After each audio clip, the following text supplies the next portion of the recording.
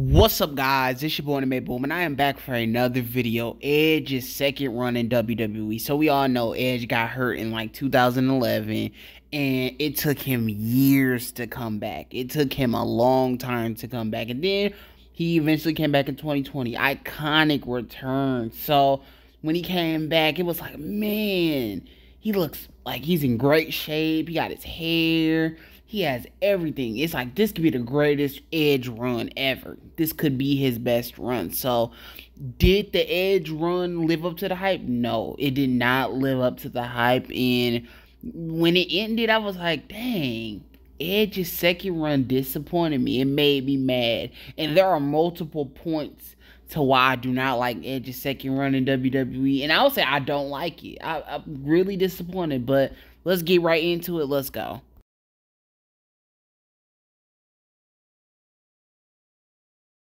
Okay, first thing is part-timers. If WWE paid the wrestlers better, this would not probably be a thing. It would be a rare thing that wrestlers are part-time. They just don't pay wrestlers a fair amount of money. These people travel 300 days like a year, and it's no way Roman Reigns' network should only be like $9 million, $10-12 million. He should be making way more than a lot more companies. Just go look at the NBA contracts for these new rookies. The rookies are making more than legends in WWE. It's really sad. So yes, if the pay went up, this wouldn't even be a problem. But they refuse to raise the pay for these wrestlers, so that's a big issue that people do not bring up. So fans, please bring that up more. They should be paying wrestlers better. But that's not the point, though. Being part-time, it still sucks to see a wrestler be part-time. Being a part-time wrestler, at first it's sad to see a wrestler like not show up as much, and then over time you just stop caring. You stop caring. You just realize, wow, he can go away. I don't care anymore. It's only rare occasions that you're still just as popular. CM Punk was a rare occasion. He left, and people never gave up trying to bring him back. They always chanted CM Punk. They always wanted him to be around. And he's a rare occasion. Anybody else that does that stuff, that part-time stuff, it is so annoying. And it's so inconsistent. Roman Reigns is an example right now. Roman Reigns keeps leaving and showing back up and leaving for 2 months, leaving for 3 months. And it's like, yo, we want you to lose the belt. You become less popular. You're dropping your own stock because you don't show up on the show. And Edge, I think he did this to himself. I think this is one of the reasons I don't like this second run as much. He was a part-timer. He just did not show up. He was always gone. And I get Edge is old, but look, I'm sorry, just don't be around then. It's time for you to go. If you're just too old and stuff and you just can't be around, man. During the Judgment Day feud, during all his feuds, honestly, they would write him off. A wrestler would injure him and they would write him off, and he was gone for like a month or two.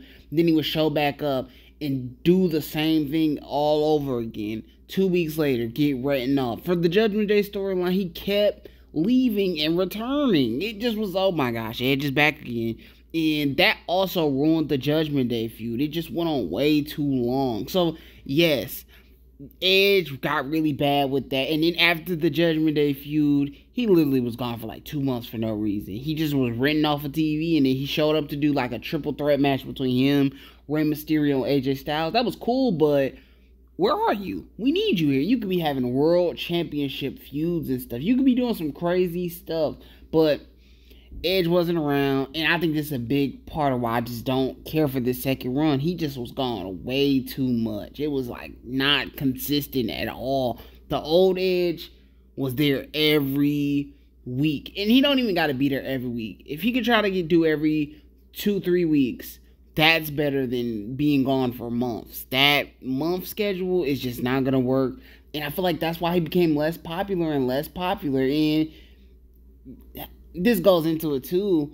Him choosing, he kind of messed himself up by doing that retirement thing. He probably shouldn't have said that, because I think WWE was like, okay, You can retire. Like, we really don't care. It's not even WWE didn't care anymore. They gave up. They didn't consider Edge, like, they consider him a, value, but him making himself a part-timer like that, they really didn't need him anymore. So, yes, this plays a big part in Edge, why I didn't like the second run. This part-time schedule he was on was terrible. Terrible. But, like I said, they need to pay wrestlers better. Then wrestlers will probably stick around way longer. So, let's go to the next point, because that was my whole point of being a part-timer.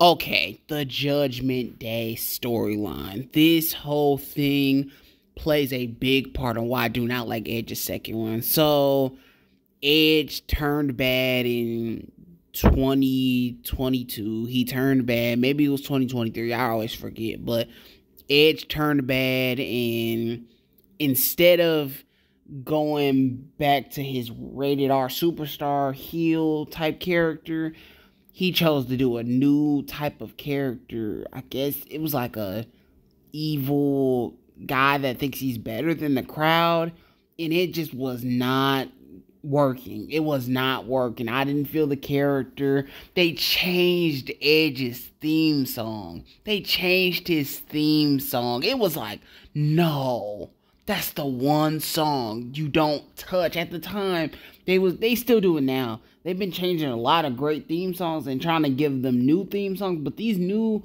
WWE theme song people suck. They suck.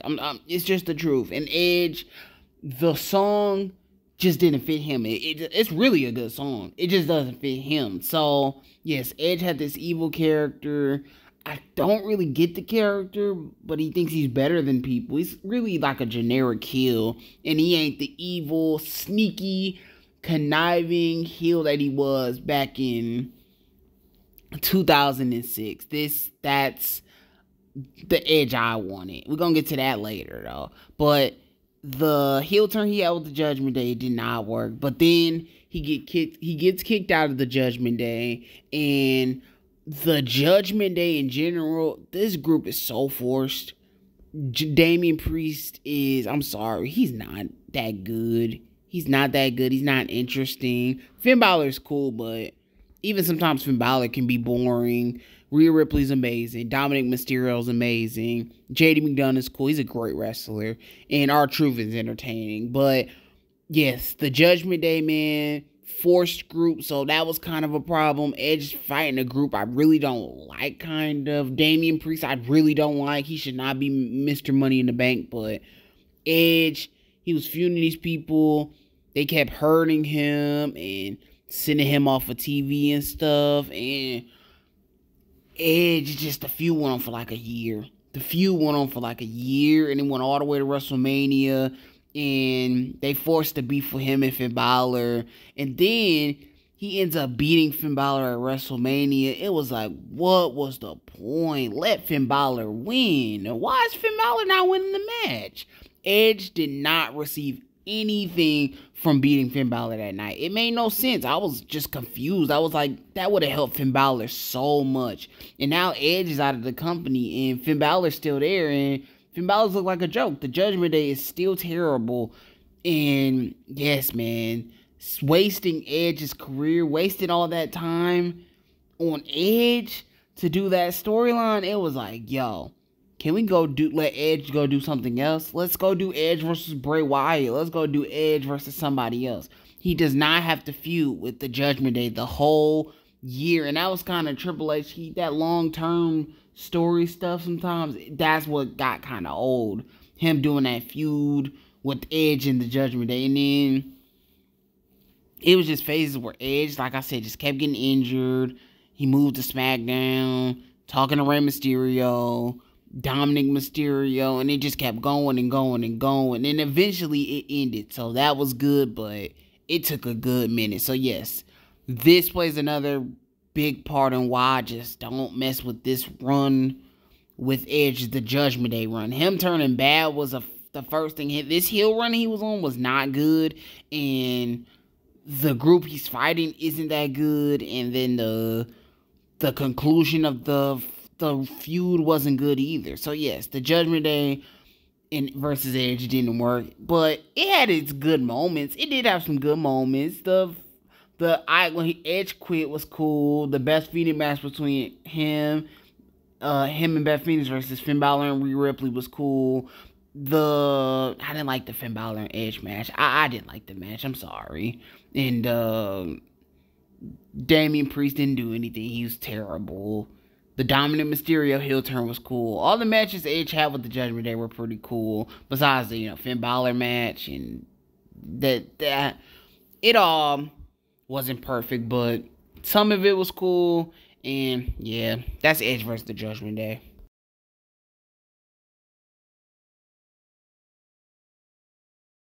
Okay, man. There's a few early memories of wrestling that I have. Like the first early memories of wrestling. Let's take you back to 2008. So, the few things I remember from 2008 wrestling is Jeff Hardy. Jeff Hardy's one of the first memories I have of 2008. You got some of that Randy Orton stuff he was doing at the time. Amazing. Undertaker and this sneaky guy, this evil sneaky guy that was fighting the Undertaker, just crawling around trying to get away with his World Heavyweight Championship. It was Edge. Edge during this period and Edge before, when he beat John Cena and stole the championship and the feud with John Cena stuff. That version of Edge, that sneaky evil bad guy, he's like the originator of that type of villain. He is John Cena's greatest rival. Well, maybe CM Punk, but he's up there. It's Randy Orton, CM Punk, and Edge. Those are John Cena's three greatest rivals. And it's just like, yo, Edge at that time was killing it. He's like one of the greatest bad guys, one of the greatest World Heavyweight Championship champions. The feud with the Undertaker, the stuff with John Cena, it was like, that's it. That's the Edge I want to see.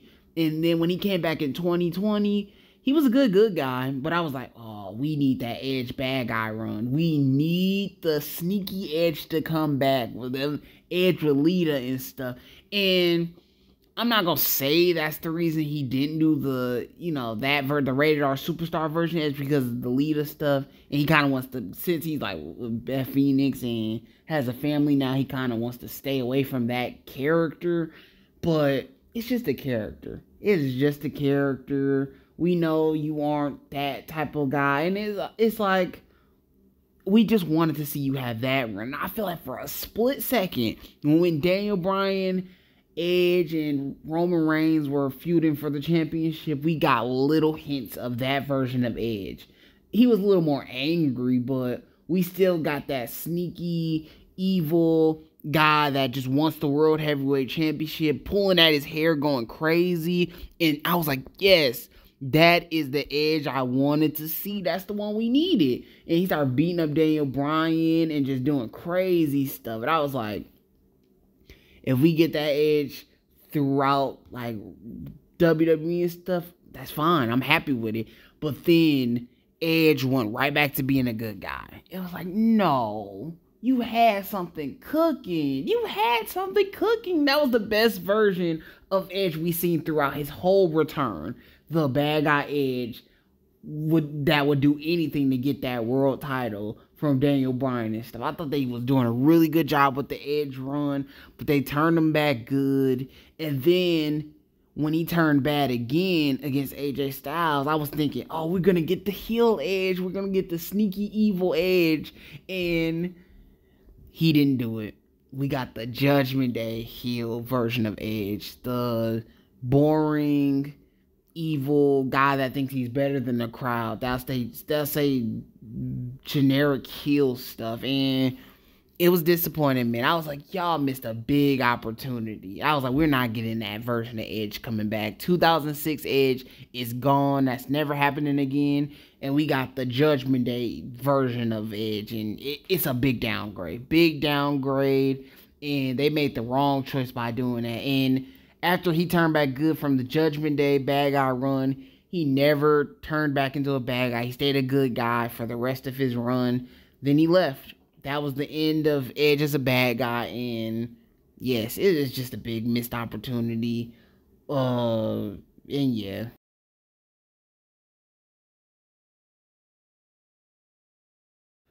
Okay, a wrestler's look. I think a look of a wrestler matters the most. And Edge, for majority of his career, had the long hair. And before we get into this part of the video, this one's kind of a joke. I'm okay with cut hair Edge, but deep down, I think I do know I liked long hair Edge better.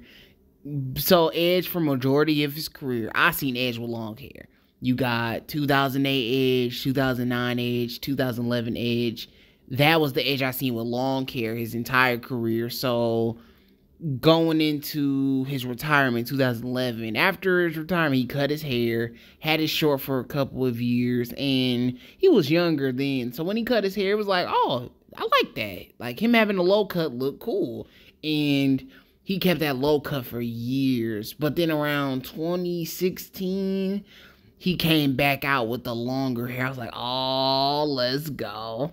That's the Edge. That's the Edge that I remember. So 2019, it was looking like he was about to come back out of retirement. Then 2020, you seen him come back. He had the long hair. It was like, oh, this is the Edge. This is the Edge I was ready to see in WWE. So a couple years into his return run, he had his long hair. He kept it and was doing his thing. And he was about to face AJ Styles at WrestleMania. And I was like, okay, so we're about to get basically Edge versus AJ Styles. Long hair Edge. We got him at his peak. AJ Styles with his long hair. This is them at their peak. And Edge then comes out. Well, WrestleMania, he did have his long hair, but the next pay-per-view, Edge cuts his hair, and Edge has short hair, and Edge looks a little older now, so it's like, no, he cut his hair. And I just think certain hairstyles don't fit on certain people. Like Triple H, it did take me a while to get used to his cut hair, but I think the cut hair fits him pretty well. Shawn Michaels, one of the saddest decisions, man. I wish Shawn Michaels would have decided to keep the hair just one more year. I understand he's getting old, he's losing his hair. It's not going to work, but just for wrestling fans, keep the hair one more year. Undertaker with the ugly mohawk. Keep your hair a little bit longer, then just cut it when you retire. Well, that would have been the rest of Undertaker's career, but just keep the hair a little bit longer. Don't go bald. The mohawk didn't work. Then Undertaker tried to grow his hair back again, and it didn't work. Shawn Michaels cut his hair. He was bald, and it didn't work. It just was sad. And Edge, it's kind of in the same thing. Edge, you cut your hair, and I think it just made him look old. It's like, oh man, Edge is getting old. And I think the hair just fits with Edge so much, but this part is just a joke. It's not that big of a deal, but I think the hair fit his character.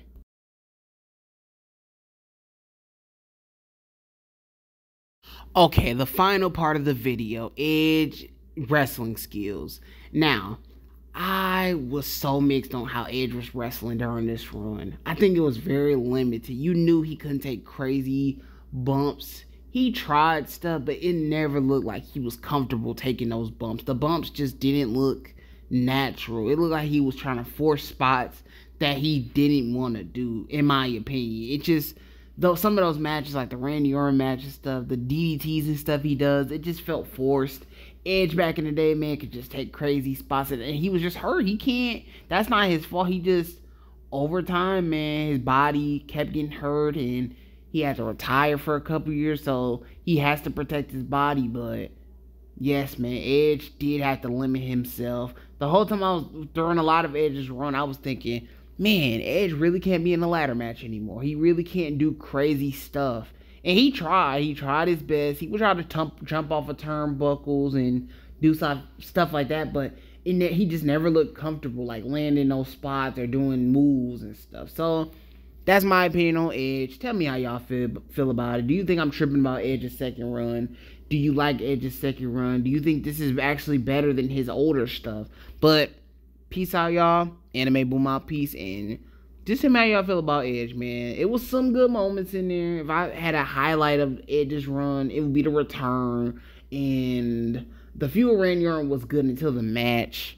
And the stuff with Daniel Bryan was really good. And yep, that's it. And I missed the whole Seth Rollins feud. I missed that part. But I know y'all said that was great. Maybe I can go look back into that. But peace out, y'all. Anime Boom out. Peace.